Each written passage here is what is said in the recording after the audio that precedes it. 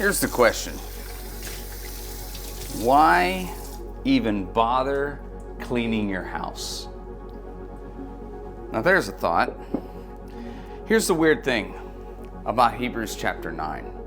Hebrews chapter 9, in essence, kind of asks that question.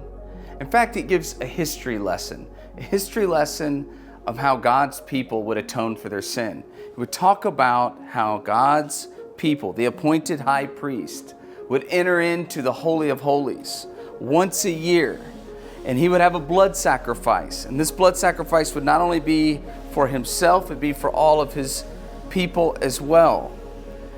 This is a strange thing that would happen, though, is Hebrews chapter 9 would point out, though, this sacrifice, it would only cover to an extent. It wouldn't really deal with what was underneath the surface. In fact, all it may really do is just deal with the immediate sin that everyone else could see. But it wouldn't relieve the conscience, if you will, the heart issues, the motivational problems that contributed to the outward expression of sin that everyone else could see. In essence, it would be kind of like just worrying about the surface of your home. I mean, don't get me wrong. Cleaning up the surface of your home is important. And back then, it was important as well. Making sure in your home that the countertops are clean, all kinds of germs and issues that you may have most certainly have to be dealt with and addressed. But here's the question. How useful is this act? How purposeful is cleaning up a house and making sure all of the surfaces are clean and sterilized when the foundation of the home is falling apart? I mean, at some point, you can clean up all that you want in this house, but if it has a horrible foundational issue, you can take out the trash, you can clean the countertops, but ultimately, you have a problem on your hands so much bigger and so much deeper than what's on the surface that if left unaddressed, it's going to override and overtake anything that's on the surface. In fact, it'll destroy the home altogether. And in this case, the home would be God's people. The home that God spoke into existence. The home that God first ordered.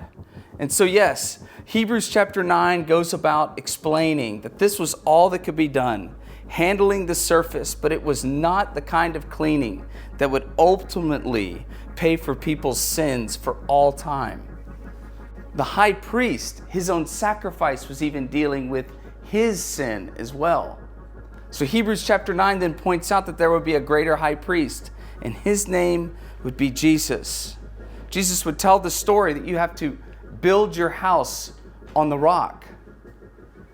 And it's this picture of a new home being built, a new covenant that would be established, that would run deeper, would bring promises even down to the motivation and the heart with which we sin even to this day. It would deal with, if you will, our very foundation as people. And it would be the kind of sacrifice that would only be necessary once and for all time. Hebrews chapter 9 points out that our issue runs a whole lot deeper than just skin deep, or just what we see, or just where we outwardly struggle.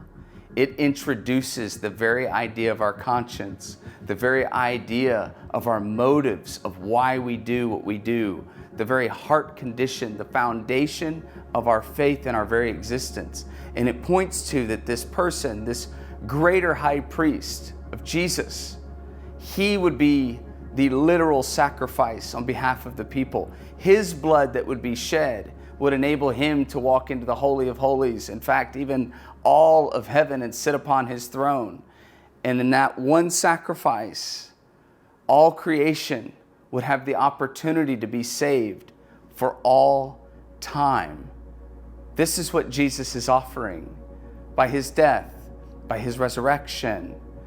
Hebrews chapter 9 wants us to see that Jesus is the new foundation, and a life built upon him is a life that leads to eternity.